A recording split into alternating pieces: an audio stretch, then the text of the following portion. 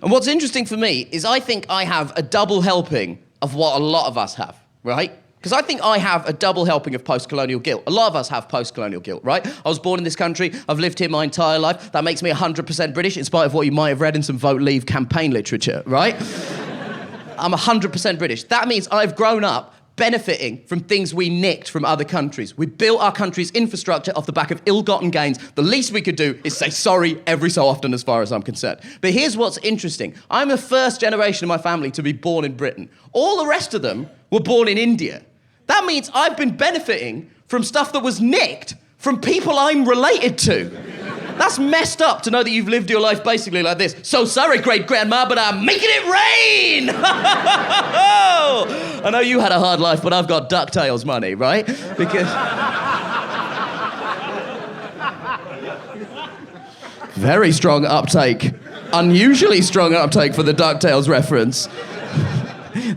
I tell you, that tells me there's a lot of people in this room that were born between 1979 and 1989. That's what that tells me.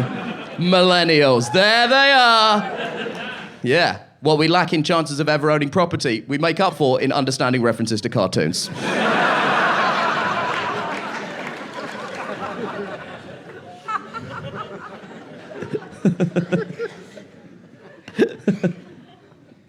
Because it's interesting for me. I've been ripping off my entire family. I didn't even realise it. Because I didn't realise until recently that my family was actively involved in the Indian resistance to the British Empire. I didn't realise this because you know how you never talk to your parents? You know how you never talk to them? They're just these weird omniscient beings that run your life, and then one day you hit 30 and you think, you know what, I think these two might be people. I'm going to have a chat and see if my suspicions are confirmed.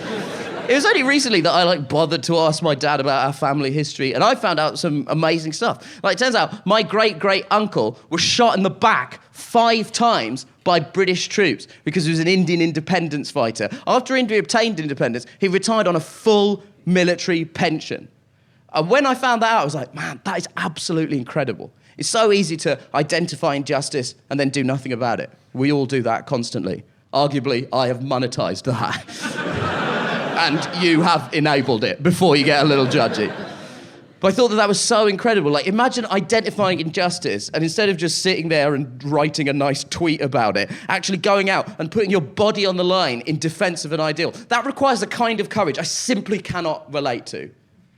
But let's not forget, he was shot in the back, which means when he got there and realised they had guns, he ran away.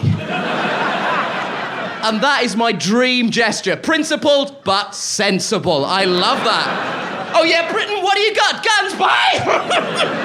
I'm gonna come back when this shit is a fair... Oh, come on. It's a pretty privileged position you find yourself in, reenacting the shooting of one of your relatives by Imperial troops for a paying audience. That's a sign Nish Kumar's life has gone pretty goddamn well.